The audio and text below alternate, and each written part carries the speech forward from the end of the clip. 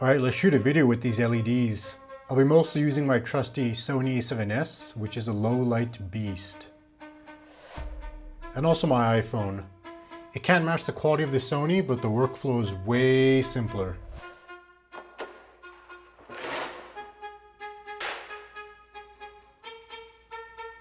What the? Wait.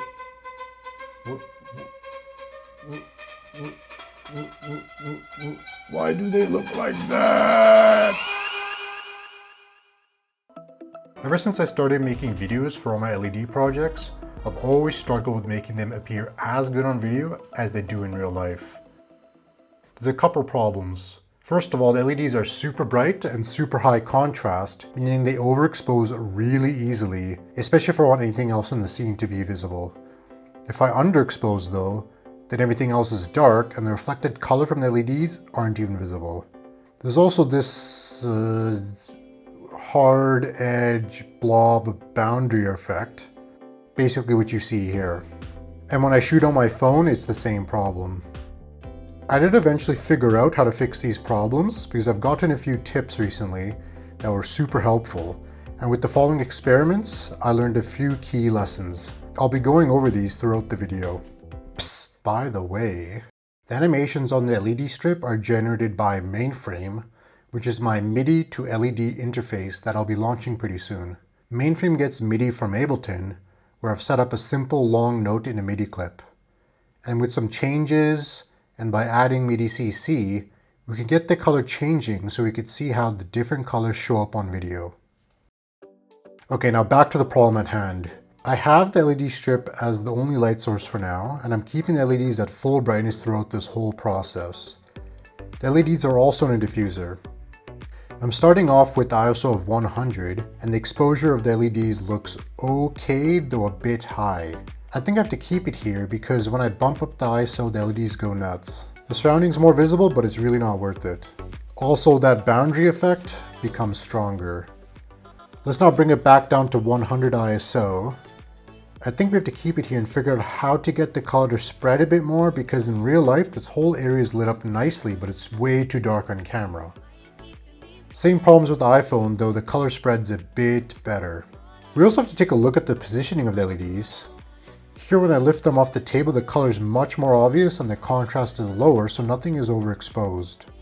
But the closer I go, we overexpose and the blob is back.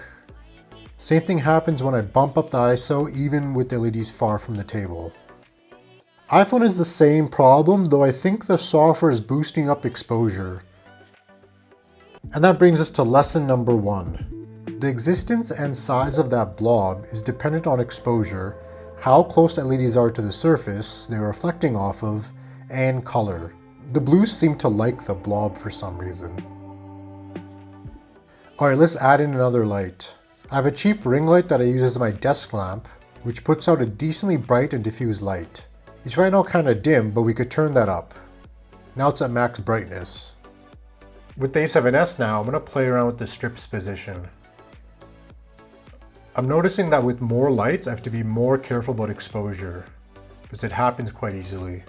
I think the lighting looks okay, but a little boring. I don't know, I'm finding that the white ring light is kind of washing out the LEDs. If I shine it right at the wall, we see it compete with the light from the LED strip, which is what we don't want. Let's get a subject though. We're going to use this arterial key step as our subject. And the goal is to have the subject lit well enough while still having the LED strip as the most prominent and obvious light in the shot. Now on the A7S, the key step is well lit. Problem is, the end of the LED strip closer to us is washed out from the ring light, and the color on the other end of the strip is more prominent, and it's more the direction we want to head in. We're also getting that notorious blob on the right side, meaning it's overexposed. Let's bring the ISO back down to 100 and move the ring light so it's more focused on the subject and not on the wall. I think that's looking a lot better. And that brings us to lesson 2. Some white ambient light is needed, but we have to be careful it doesn't wash out the LED light colors. However, that can be a desirable look though, it just depends on what look you're going for.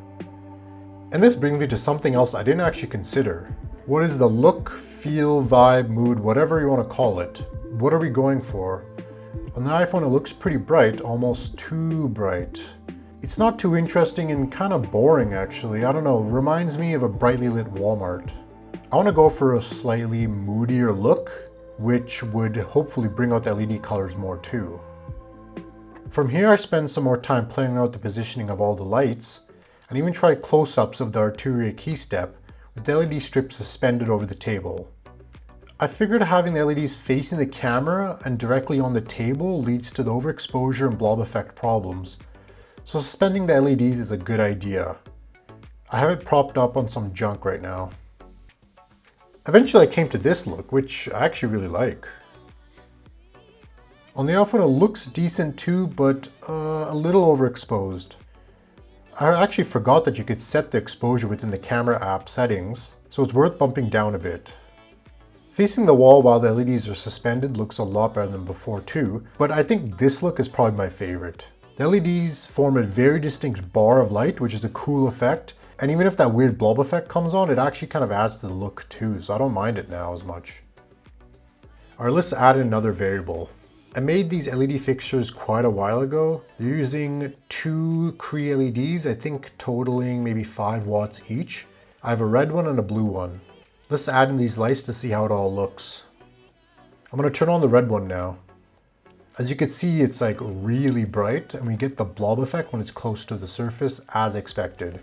But further away the color disperses quite nicely actually, and it kind of acts like an overlay, painting everything with a bit of red. I like it better with this color than without it. And just like with the ring light, I need to be a bit careful that this light doesn't overpower the LED strip. Further away is best. I also have a C-stand here with a cell phone holder which will hold this LED fixture. It's not a very robust mount, but it will work. I also have a small diffuser that fits on the end of the fixture, so I'll be adding that in to soften out the light because right now it's a bit too bright and harsh. I think it looks pretty good on both actually. I need to be a bit careful balancing the red and the white ambient lights though, because either one overpowers the other or the combination of both overexpose the whole shot. Lesson 3. Balance all ambient lighting to avoid overexposure and to achieve the look you want. Let's try blue now. After some adjusting of all the lights, I think this is my favorite look by far. I prefer the blue lights over the red lights because the cool tone matches the mood I'm going for.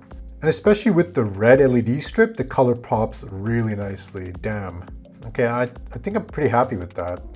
One thing I haven't tried yet is white LED lighting, so I bumped down the saturation to 0 to see what it looks like. Okay, now that's kind of cool. Looks like some alien spaceship stuff. And it looks pretty good on the iPhone as well. This gives me an idea. By positioning the key step next to the strip, we can give it the illusion that the lights are coming from the key step, which can be something to try in dimmer videos. It's kind of a cool effect. For example, having mainframe as the subject and placing the LED strips beneath it. Whenever a sound is played, the lights will radiate from mainframe, kind of showing the viewer that mainframe is the source of the light. Another note, when I brought the footage to my PC to edit, it looks like it's a little darker than on the camera screen. This could just be because my computer monitor is maybe a little darker than the screen on the camera. I don't know. Anyways, I'm pretty glad we've reached this particular look. I think it's a good starting point for content. To recap what we learned, the existence and size of the blob is dependent on exposure, the distance from LED to surface, and color. Some white ambient light is needed, but I have to be careful it doesn't wash out the LEDs. And I need to balance all ambient light sources to avoid overexposure and to achieve the look I want.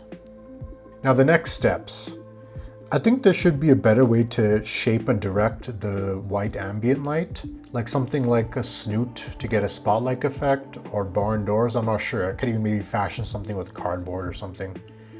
And the next, it would be nice to actually dim or control the intensity of the DIY LED fixture with MIDI, so I could have that synchronized with the music as well. I think that'd be pretty cool. And then another thing to try would actually be to add an ND filter to the camera lens, so we could actually underexpose in an easier way.